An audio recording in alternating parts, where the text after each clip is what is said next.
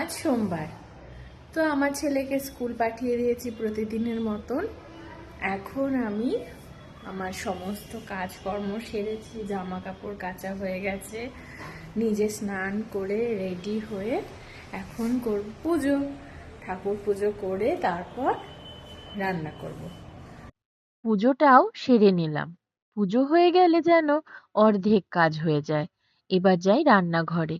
আজকে ভাবছি একটু আলু পেঁয়াজ কলি ভাজবো।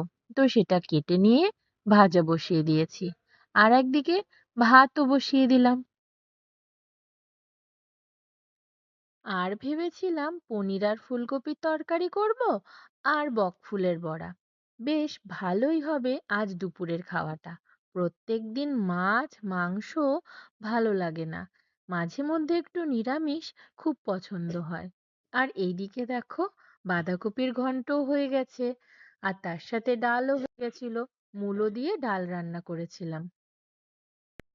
আজ তোমাদের সাথে খুব সুন্দর একটা জিনিস শেয়ার করব, আর সেটা হলো এই যে আমার টিটু সোনা। ও সারা ঘরে এইভাবেই ঘুরে বেড়ায় আর খাবার খায়। তবে ওকে আমি বেশি সময় খাঁচার মধ্যে আটকে রাখতে পারি না। তার কারণ জানো তো? কারণ ও সমানে খাঁচার গেট খুলবে আর বাইরে বেরোনোর চেষ্টা করবে। তো এইভাবেই একদিন দুদিন করে ও বাইরে বেরোচ্ছে, আর দেখছি সুন্দর ঘুরে ফিরে আবার ওর খাঁচায় ও চলে যাচ্ছে। তো বেশ ভালোই লেগেছে জিনিসটা। প্রথম দিন সাহস পাইনি, ভেবেছি উড়েই চলে যাবে। কিন্তু জানো তো, আশ্চর্য ব্যাপার, ও কিন্তু উড়ে চলে যায়নি। ও ঘরেই এভাবে আবার খাঁচার মধ্যে ঢুকে পড়েছে। তো এইভাবে করেই আমি এখন সাহস পাই যে ও হয়তো চলে যাবে না। তবে খাঁচার মধ্যে এইভাবে বন্দি করে রাখতে আমারও ঠিক ভালো লাগে না।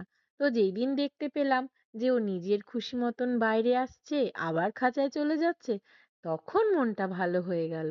আর ওকে আমি কারোর থেকে কিনে আনিনি গো, কারণ এইভাবে আমার খাঁচায় বন্দি করে রাখা একদম ভালো লাগে না।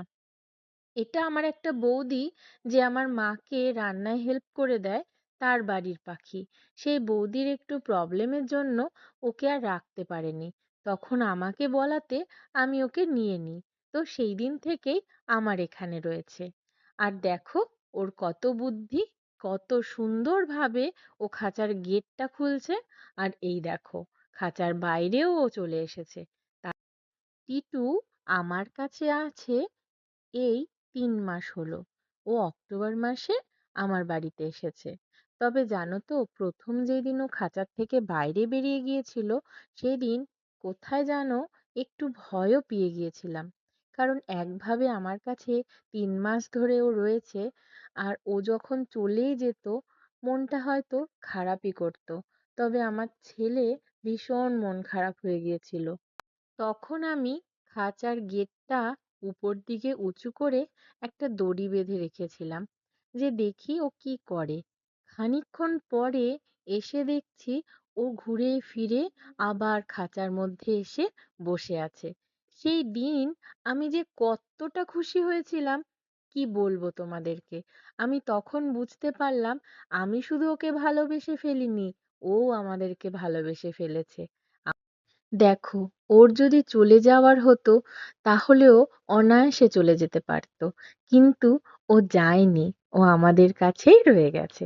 আর আমি আজকে ভাবলাম আমার টিটুর এই দুষ্টুমিগুলো তোমাদের সাথে একটু শেয়ার করি। আমার মতন তোমরাও হয়তো খুশি হবে দেখে। আজকের মতন ভিডিওটা এতটুকুই। তোমাদের কেমন লেগেছে আমার টিটুর দুষ্টুমি অবশ্যই জানিও। এদিকে আমি সন্ধে দিয়ে নিলাম। আর শীতের সময় এত তাড়াতাড়ি সন্ধে হয়, কি বলবো। বাইরেটা দেখো ৫টা বাজে, একদম অন্ধকার হয়ে গেছে। তো সকলে ভালো থেকো, সুস্থ থেকো, সাবধানে থেকো।